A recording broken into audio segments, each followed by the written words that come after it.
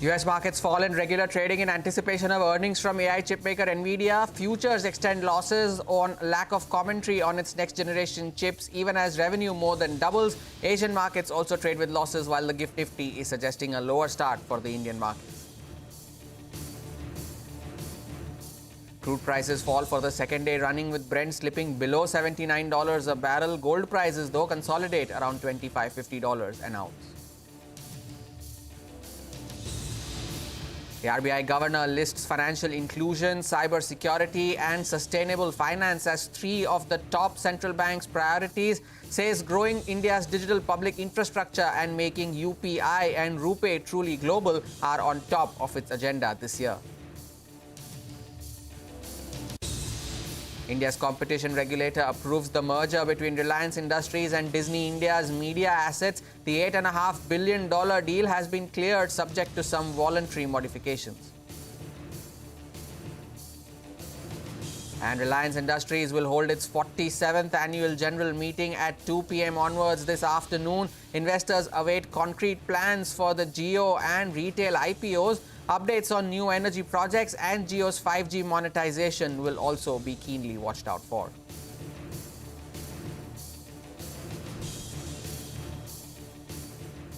It's a big day today. There is lots to take stock of, and we are here to bring you all of that on Power Breakfast on CNBC TV 18 this Thursday morning in the Mumbai News Center. I'm Hormuz Fatakia. Let's first take a look at how the Asian markets are faring this morning. It's not a very good start across the Asia-Pacific screen. As you can see, the Taiwanese index is down over 1%, and the Hang Seng too is trading below the flat line, although with modest losses. The losses are also coming from the Japanese indices. The Nikkei is down 0.4% as we speak. The Australian indices are also down 0.6%. The Shanghai Composite has also opened with losses of 0.5%, and the South Korean indices too are trading with losses of 0.7%. So it's red across the screen in the Asia Pacific. And pull up the GIFT Nifty as well. That is no different, as the implied open is suggesting a 50-point downtick at the start of the trading day. Remember, it's also the monthly expiry for the Nifty. We'll speak more about that in just a bit. But as of now, the GIFT Nifty is suggesting a weak start for our own markets, at least on the downside, with modest losses as of now. But that is because the US markets had a poor session yesterday as investors braced for chipmaker Nvidia's earnings report. The Dow Jones lost close to 160 points. The S&P 500 also fell 0.6%. The tech-heavy Nasdaq, though, was the underperformer as it fell over 1%. CNBC's Megan Casella gets us a wrap of all the action on Wall Street. U.S. markets were down across the major indexes Wednesday as investors waited on earnings from tech bellwether Nvidia. The Dow down 159 points, the S&P 500 down 34 points, and the tech-heavy Nasdaq down 199 points. SpaceX's Falcon 9 rocket was grounded today by the Federal Aviation Administration as it investigates a failed booster rocket landing attempt of a Starlink launch earlier this week. It's the second grounding in 2 months, and it could threaten 2 upcoming missions, including the Polaris Dawn. The company has been trying to get that launch this week and will include the first ever spacewalk with private astronauts. And Warren Buffett's company, Berkshire Hathaway, hit $1 trillion in market value this morning. Makes it the first non-tech company in the U.S. to reach that milestone, and it joins Apple, Nvidia, Microsoft, Alphabet, Amazon, and Meta. After a massive selling spree, Berkshire's market value has jumped more than $200 billion this year. That's more than the entire market value of American Express or McDonald's. That's what's happening here in the U.S. Back to you in Mumbai. Megan Casella, thanks a lot for that update. Let us now also listen in to some important opinion coming in from market experts on the overall U.S. market outlook. The U.S. is running, as we well know and discussed on your show before, a deficit of about 6% of GDP. No other country in the world today, at least any other major economy that I know of, is running a budget deficit of that magnitude.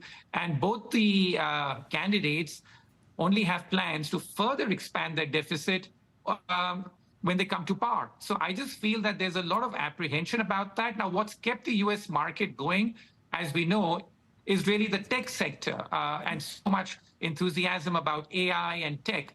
If that even begins to fade a bit, I suspect then these other stories around the world will get a lot more attention. So yeah, I think this is predicated on 2 things happening. 1, that the dollar weakening, and 2, that some of the hype around the U.S. AI boom and the tech sector coming off. So those are two important things. Any forecast has some preconditions.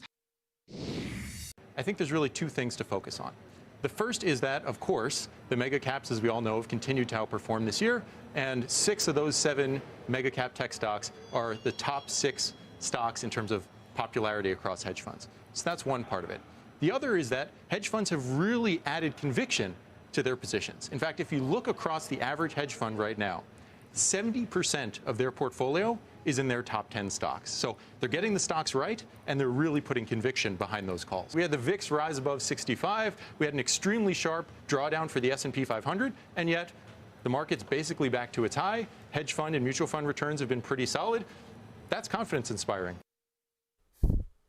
And all eyes were on Nvidia all through yesterday as well. The earnings were supposed to come out after market hours, and they did, and they beat Wall Street expectations, and they provided stronger than expected guidance as well for the current quarter. The AI chip maker reported 122% growth in its revenue on surging demand for its data center chips. The stock, however, dropped over 7% in extended trading as the street was anticipating a stronger result. Now, the company has also approved a $50 billion share buyback. This is in addition to the $25 billion that they had approved last year. That's all we have on the global market front. But how will all of these cues impact our own markets? We have our research team joining in with how the trade setup looks like, the stocks that are likely to be in the news, and of course, the setup on the F&O side of things. It's a big day today. Of course, it's the monthly expiry, and the Nifty is coming on the back of 10 days of gains. We made a new high yesterday, finally, after consolidating for a bit, and the new high that was made 129 on the Nifty. But then there was some bit of selling pressure that came in from higher levels, as has been the case after the index has made every new high. There has been some selling pressure from those levels towards the downside, but yet we managed to close in the green. It was the 10th straight day of gains. It was the longest winning streak that the Nifty has had in 4 years. So that is a positive. They've held on to that mark of 25,000, but they closed even below. The Nifty closed even below the previous record high, which was 25,078. So you'll keep an eye out on that. And it's also the monthly expiry today. And that is also the advance decline, though. Even as the Nifty ended positive, the broader markets don't really present a pretty picture. There you can see the more towards the declines as compared to the advances, because the broader markets were an underperformer in yesterday's trading session.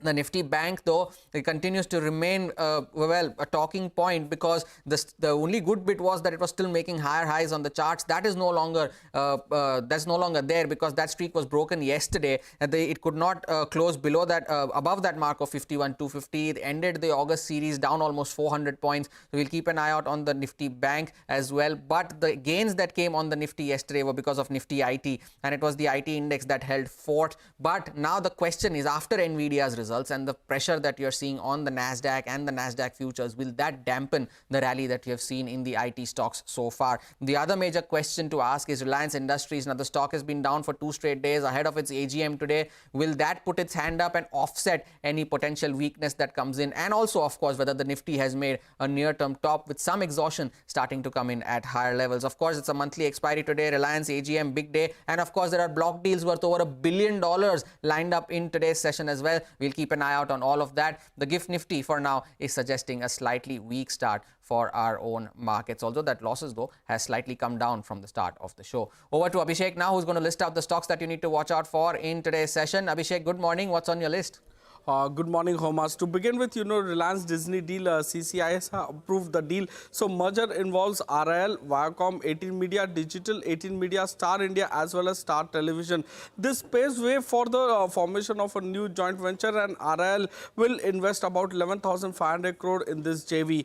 So Vedanta, they will hold a board meeting on 2nd of September. They will consider a dividend this time. So third interim dividend for FY25 will be considered. Paytm, they have caught Finance Ministry nod for downstream investment into Paytm payment services. So PPSL, will proceed to resubmit its payment aggregator application. Just to alert our viewers, PPSL is payments, Paytm Payment Services Limited. Lemon Tree Hotels signs another agreement for 72 rooms property in Ujjain of Madhya Pradesh. Indigo, there is likely to be a block deal. Sources say that Rakesh Gangwal may sell up to $850 million worth of stake. The indicative price is about 4,593 per share. it is at a discount of about 5.5% to yesterday's closing price. So there will be a lock-in of about 150 days post this transaction for the promoters. Tata Steel, they have acquired about 178.34 crore equity shares of T Steel Holdings for about $280 million. Now, PB Fintech, another block, likely sources do tell us that Tencent Cloud Group Europe likely to sell about 2.1% stake in the company. The floor price is about 1,660 per share. It is at a discount of 4.5% to yesterday's closing price. KEC International, they have bagged order worth about 1,171 crores, and we have numbers coming in from P&G Hygiene, wherein the revenue is up 9.3% YOY for Q4 FY24, while the net profit has declined by more than 45% on a YOY basis. The margins have also contracted to about 12.7% when compared to 25.2% that they had in the previous Q4. Back to you. It's a deluge of block deals today. Abhishek, thanks a lot for joining in, as has been the case over the last few days as well. Over to Sudarshan now, who joins in with cues from the FNO space. Sudarshan, good morning. It's a big day, the monthly expiry. What's the setup looking like? It's a big day, but if you talk about the yesterday's session, we did hit record high and posted strong gains, and these gains were consecutively for 10 days that we have managed to close in the green. But it was off intraday high, it was off intraday record high, but at the end it was a close near flat line. Nevertheless, it was a record close. Talking about institutional activity, and for today also on the expiry day, GIFT Nifty is indicating a start with cuts. Now talking about institutional activities, FIs have sold shares of more than rupees 1,300 crore, while DIs have bought shares of more than rupees 400 crore. On the index future side though, FIs have bought shares of more than rupees 2,100 crore, with buy figure for Nifty was more than 2,300 crore, and while in Nifty Bank, they have sold shares of nearly 200 crore, and they have added long contracts of more than 1.34 lakhs. And with this, long exposure has increased to 62%, which is highest in last 1 month. On the options front, we continue to see congestion in the range of 25,000 to 25,100. So on the call side, 25,100 call has seen addition of more than 27 lakh shares with premium at nearly 36. 25,150 call has seen addition of 21 lakh shares with premium at 21. And on the put side, 25,100 put has seen addition of 26 lakh shares with premium at 91, and 25,000 put has seen addition of more than 14 lakh shares with premium at 41.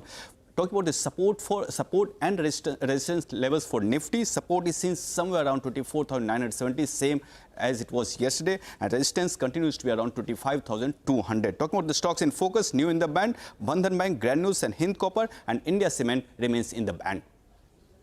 Interesting updates there, Sudarshan. Thanks a lot for that. Time for a short break here on Power Breakfast. Up next, the CCI has approved the merger between Reliance Industries and Disney India's media assets. More on that after the short break. Stay tuned. Back on the other side.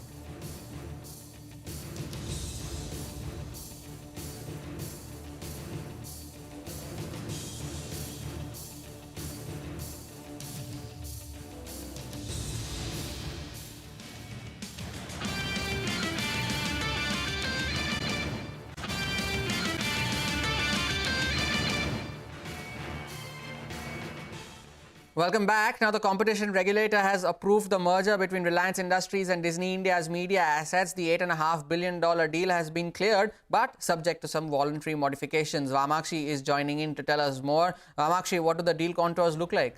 Well, absolutely, Hormaz. CCI has given nod to RIL's $8.5 billion mega merger with Disney's Indian assets. Now, keep in mind that the CCI approval for a merger this size was quite important. Therefore, with this approval coming in, it is a significant development, and it paves way for the largest deal in India's media and entertainment industry. This transaction is expected to be completed in the first quarter of the next year or the last quarter of this calendar year. It is important to note, however, this approval is subject to compliance of voluntary modifications. CCI did not outline the voluntary modifications proposed by both parties in the original merger agreement, so we will have to wait to get a clearer picture on the roadmap ahead. Let's also revisit some of the details of the deal that were disclosed back in Feb 2024. Reliance, Viacom 18 and Disney India will be forming a JV. Viacom 18 will be merged into Star India, and the JV will be controlled by Reliance Industries, who will be investing a further 11,500 crores. RIL will be owning 16.34%, Viacom 18 46.82%, and Disney 36.84%. Neeta Ambani will be the chairperson of the company, and Uday Shankar will be the vice chairperson. Now, this This JV will bring together iconic assets across entertainment and sports. The entity would boast of 100 plus TV channels and 2 streaming platforms, which includes Jio Plus Hotstar and Disney Plus Hotstar and Jio Cinema. They will also own broadcasting rights for major sporting events, including the IPL, ICCI and BCCI cricket matches, the Indian Super League, Pro Kabaddi League, among several others. So overall, this is a significant development in its way for the merger. Significant development indeed. Vamakshi, thanks a lot for that. Keep an eye out on Reliance Industries today. The disclaimer flashing on your screens as always. Keep an eye out on the AGM as well later in the day. But moving on then, the Reserve Bank of India Governor Shaktikanta Das has said that financial inclusion, cyber security and sustainable finance are 3 of the top 5 priorities of the central bank. Speaking at the Global FinTech Fest, he added that growing India's digital public infrastructure and making UPI and RuPay truly global are on top of his agenda this year. Digital financial inclusion has the unique advantages of scalability and cost effectiveness. Accordingly, the next 2 decades will predominantly be about leveraging technology to deliver accessible and tailored financial services. New DPIs could address emerging challenges such as frauds, cyber threats, data privacy, and other concerns. Despite their benefits, green bond and green deposit frameworks nonetheless face several challenges. They include scalability, as the market for green bonds needs to expand significantly to attract larger issuances and diverse set of investors. Based on encouraging response we have received from several jurisdictions, we are now focusing on making the UPI and the RuPay truly global.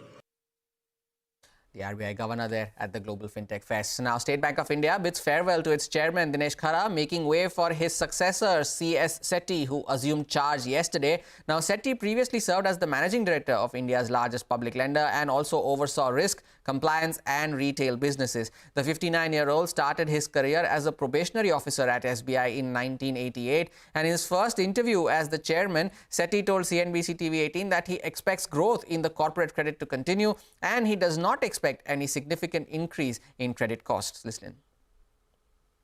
Over the years, when corporate was not doing well, we have significantly did very well in retail. And if we think that we have reached something, a plateau in the retail, we have the ability to increase the corporate book. Is there demand in corporate? There is corporate demand. I think we have, in terms of the pending pipeline, is a very large pipeline is available, and I'm sure we will continue to grow in the same level of corporate. So I'm not really concerned about this. You don't think, credit cost can go, like above 50 basis or something? No, it may go up a little, but I don't think it's a matter of concern, either on the asset quality or on the slippages or on the credit costs. No, but personal loans are also the ones that you get more money. It's a high. No, obviously. I think we will continue to focus on that. And our unsecured personal loan is essentially to the salaried class. Even if there are slippages, there could be temporary slippages. Some salary get delayed or something. But otherwise, I think there's no great concern on that. The new SBI chairman in an exclusive interview to CNBC TV 18. Time for a short break. Up next, we get you cues from the commodity space. Stay tuned. Back on the other side.